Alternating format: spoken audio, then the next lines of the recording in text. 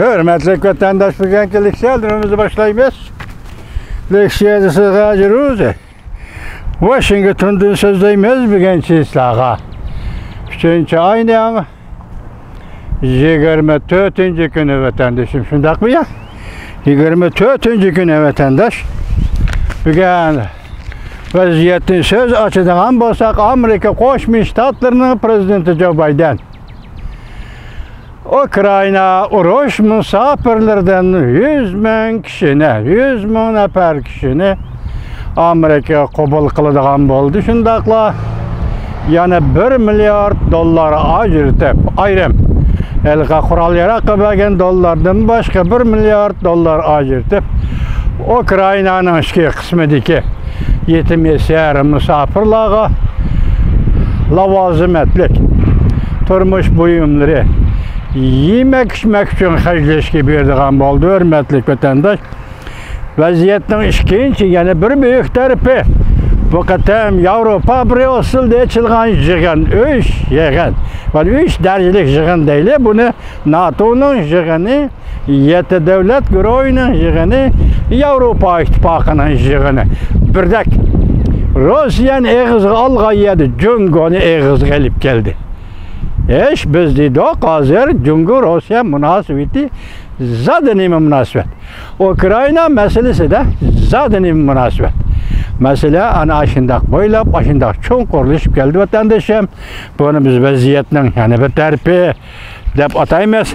Hazır endi bugünkü mavzu sizlerge sözleydiğim mavzu Prezident Joe Biden'ın Prezident Joe Biden'ın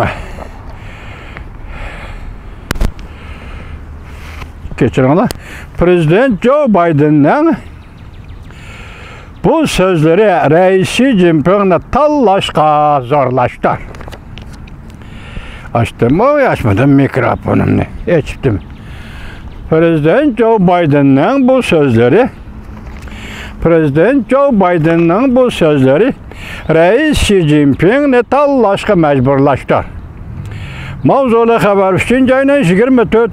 gün Vanbetor bitidi ilan kılındı. Haber mındak başlar.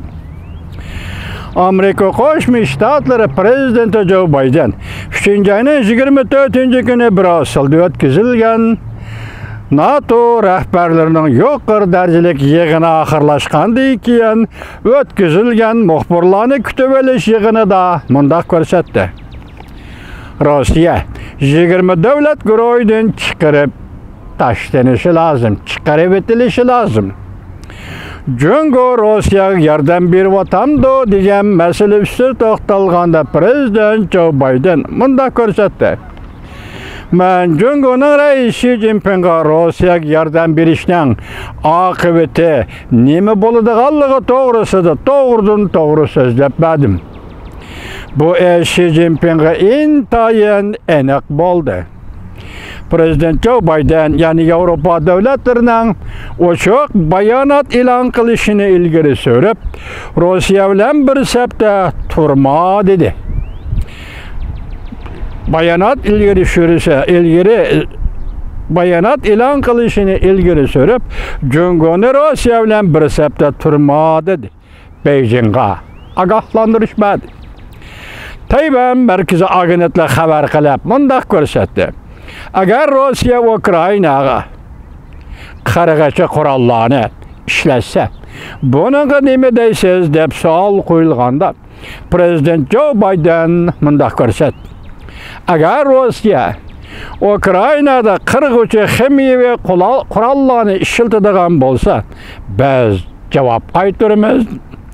Cevap qaytarishning xarakteri ximiyaviy qurollarni ishlatishning xarakteri bilan birdek bo'ladi. Rossiyani 20 davlat qatoridan chiqarib etish masalasiga kelsak, dedi Prezident Joe Biden. Mundaq ko'rsatdi.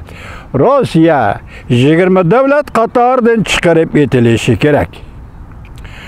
Lekin bu chiqarib etish 20 davlat tarafidan belgilanishi lazım.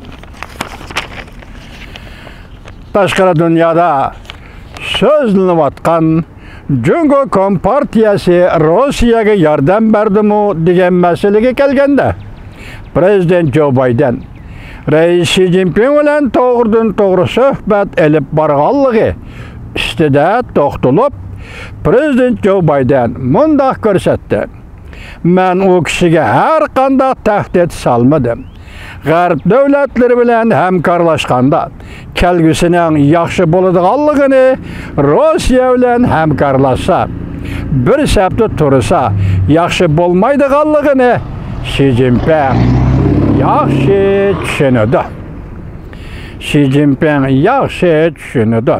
Men Xi Jinpingga aniq tushuntirib mundaq dedim: agar Rossiyaga yordam beradigan bo'lsa, ondaqda o'zini intayin xatarlik ahvol ostida qoldirganligini aniq tushuntirdim. Ondaqda o'zini intayin xatarlik ahvol ostida qoldirganligini aniq tushuntirdim. Buning uchun Prezident Joe Biden Yevropa ittifoqiga chaqiriq qilib, bir sistema qurib tiklab, ba'zi davlatlar Rossiyaning embargoning zarbisidan qochiradigan yo'shirnosh portiga aylantiramdi o'zini qandaq iz qo'g'lab izlanishni talab qildi.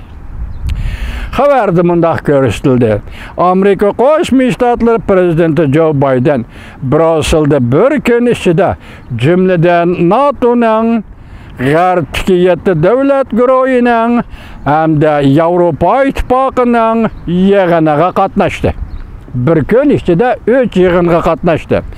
G'arbdagi ittifoqdosh davlatlar bilan birlashib, Rossiyaning Ukrainaga tajovuz qilishiga qarshi turish bilan birga Yevropa ittifoqi ittifoqdoshlariga Jungoning Rossiya bilan bir safda turmasligi bo'yicha Jungoga ogohlantirish berishga haydakchilik qildi. Germaniyaning vaziri Olaf Scholz yaqinda mundaq ko'rsatdi: Jungo Kompartiyasi Rossiyaning Ukrainaga tajovuz qilganligini ayblashiga haydakchilik qildim, dedi Scholz. Fransiya prezidenti Macron Beijing Rossiyaning Ukrainaga tajovuz qilishini ayblash kerak degan tashabbusda ching turdi. Latviya vaziri Kalnes mundaq hisobladi. Ahang tarjimasi.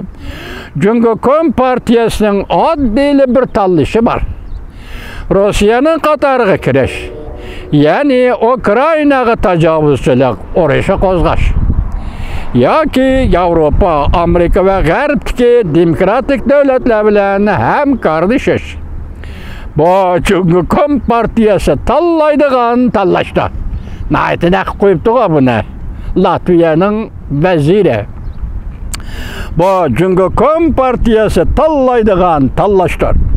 Polshaning vaziri Morawiecki Jungoning Rossiyani qo'llamasligini umid qildi. Mundaq ko'rsatdi: Jungo bir cho'ng davlat. Barliq davlatlar bilan birlikda tinchlik uchun tirishchanlik ko'rsatish lozim. Matbuot muxbirlari Shvetsiyaning vaziri Andersenga bu ahang tarjimasi: Jungo Kompartiyasi navbatda Rossiya Ukraina to'qinishi to'g'risida to'g'ri bir qaror chiqarishi mumkinmi? deb savol qo'yganda vazir Andersen mundaq ko'rsatdi: Bu ish bugun yuqori darajaliklar yig'inida bir muhokama mavzusi bo'ldi. Joningiz vatandosh, bugun Brusselda bu ish NATOning yuqori darajaliklar yig'inida va har qaysi 3 yig'inda bir cho'ng mavzu bo'ldi dedi.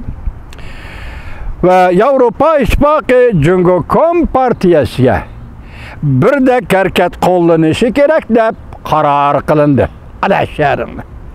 Mana alaşarın deyimiz. Anlanan vatandaş ve Yevropa ittifoqi Jungo Kompartiyasiga birdek harakat qo'llanish kerak deb qaror qilindi va shundoq hisoblandi.